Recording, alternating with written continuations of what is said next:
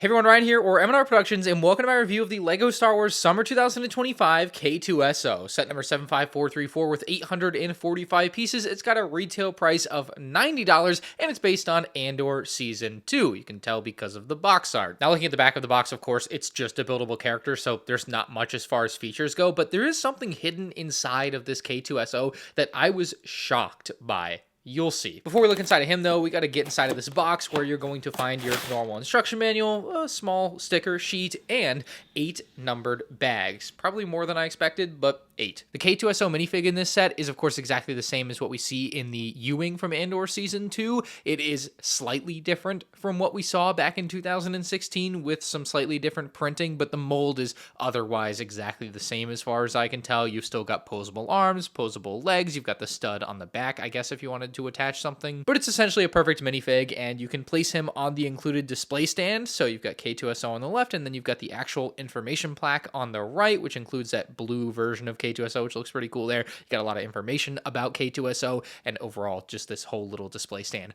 looks really awesome. Now, skipping into the build process for K-2SO, I thought it was quite cool. Like, putting the base together felt neat, attaching his feet with the color-coded thing felt neat, and then it was kind of interesting just seeing the figure stack up in front of you as you went, you know, each layer kind of adding on to the next. Now with this head attached, let's see if this is really worth $90. Starting out with the stand, I really like the design of it, the black and the gray, nice Star Wars colors, of course. You've got some grill pieces and some studs popping out that give you a little bit more texture than the rest of the tiled off design. I just think overall, it's very clean looking. I think that's pretty obvious. It also is a very similar design to what we saw on C-3PO, so you at least have some shared design language there, which is really great if you're going to display a bunch of these buildable characters next to each other. I do refuse to take Chewbacca out of his bin, but his display stand also is similar. Now, while I wouldn't do this personally for my display, you can remove K-2SO from his stand here, and I guess more so of a play thing maybe for some people than display,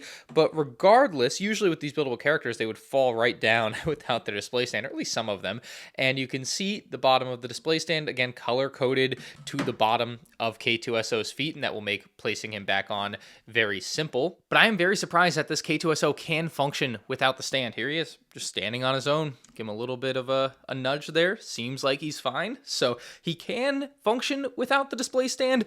I just wouldn't. Do what you want if you buy the set, obviously, but it is still going to be more risky than having it actually on the stand as far as the character just randomly falling over on your shelf. Design-wise, starting at the feet, they look good, but this figure gets more impressive as we go up. The legs are long and skinny, just like they are in Universe, and there's no knee joint per se, but there is some rotation underneath the knee, so you can actually get the angle of the leg on the bottom side for K-2SO. Set obviously was very important to have, and as we work our way a little bit further up the character at the top of the legs, just another area that looks really good, well finished off with some nice tiling. Getting into the torso and specifically the stomach here, I think the designers did a great job as it's basically hollowed out, like a unique part of this. But the whole build is very unique feeling, I guess, as far as the LEGO Star Wars build goes. But this stomach area I thought was very cool. You got some stickers adding more detail to the stomach and chest area, and specifically on this set, the black on black does match. LEGO hasn't really had issues with that, so I don't see a big problem with stickers on this set. But the thing that's so weird to me is that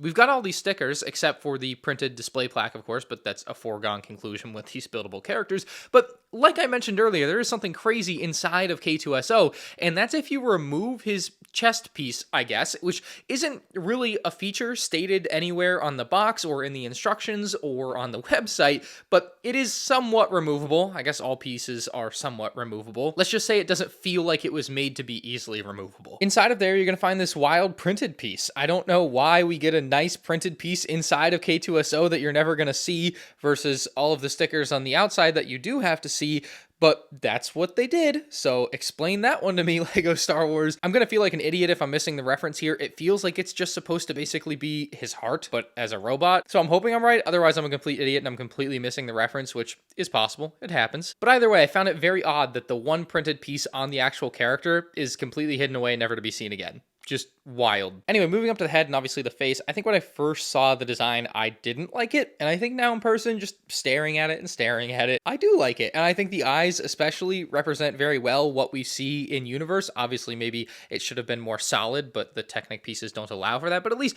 the white in the middle is represented. And then you've got that black outline. Like, that's really cool. Very intricate looking design. The mouth is also very cool using that grill piece. Like, they did a great job there. And inside, you've also got a brain. Like, inside of the head, just hidden in there, just some pink brick. Obviously, it's a robot, so it doesn't really have a brain like that, but it's just like a cool little Easter egg as you build it, in my opinion. Now, there's these other pieces that I really like on the set with these rubber rings. They use one specifically here on the neck in black. I think it looks great. It's not really connected to anything, which is kind of odd, but there's also some yellow ones on the arms around the shoulder area. Those are wrapped around some pieces, so they're actually held in place by like an actual piece. They're not just loose on there like the one on the neck, but they add some nice detail to the set. The yellow specifically adding some very accurate color needed on the shoulder arm area of K-2SO. And yeah, I love that whole part of the build. The design of the arms look very good overall. You've got the Imperial logo on the side with kind of an awkwardly shaped sticker. And then you get down to the hands, which I think the hands might be my least favorite part of the set. I think they look a little bit awkward. So if I had to pick something I really don't like, it's probably that. Now, looking at the back of the character, mostly the back of the torso is what's interesting here. You've just got some nice details and contouring going on with a pretty large sticker in the middle on the back. And yeah, now we got to talk about all of the posability on K-2SO here. I skipped over the posability on each part of him because I wanted to show it all at once, but the head has a ball joint down at the neck area here. And so you can move the head forward, backwards, and really in any direction you like. And so I feel like you can get a lot of emotion out of the head movement alone, which is awesome to see. Like, it's really smooth, looks great. Like, it can feel just like he does in the movie or in the show as you move it around. Like, you know, obviously not a playset for kids, but you could probably have a good bit of fun with that, I guess. The only issue I'm seeing is that you can see that Technic piece starts to show itself when you pull on it kind of the wrong way as you're moving it. So a little bit of a downside there, but yeah, still overall very well designed and looks great. The torso also has the ability to rotate here a little bit, not as crazy maybe as you would like. Like, it's, I don't know, what, 90 degrees of movement there, but it's a good bit of torso rotation that just, again, will give you a little bit of a different display if you like it. You've got quite a few joints here on the arms. Of course, at the shoulder, you've got a ball joint, which gives you a huge range of motion to really do whatever you like there. Then again, at the elbow, not a ball joint, just you're going to be able to go forward and backwards is very awkward with it. Maybe ideally forwards. Ooh, that breaks off kind of easy. Lastly, on the wrist, it actually rotates like further up, but also you've got a ball joint here, so it can move about that as well. And then you've got the fingers, so you can, I guess, wrap them in like that. I don't know. Just doing weird poses. I'm not good at it. Looks like Thanos grabbing the Infinity Gauntlet for the first time. I mean, you can do a lot with it. And I did mention it earlier, but again, there is that rotation at the knee joint, not something you can use when it's attached to the stand. Now, I think one more important aspect when it comes to this K-2SO buildable character is how does it stack up against its peers, and specifically C-3PO. I think that's clearly the best comparison. And while C-3PO is a bit chunkier in some areas, K-2SO is a little bit taller. Now, C-3PO does have more pieces, you know, there's always that argument. Price per piece is important, but just looking at them side by side, you would probably think these should be about the same price, right? Maybe $10 more one way or the other. But if you don't remember, C-3PO, at least in US dollars, is $140, and K-2SO is $90. How? Like, seeing them side by side, it's very obvious that those prices should not be that far apart. It's absurd. And that makes K-2SO look like an absolute deal by comparison. I thought C-3PO at 140 was fair, but I think this reshapes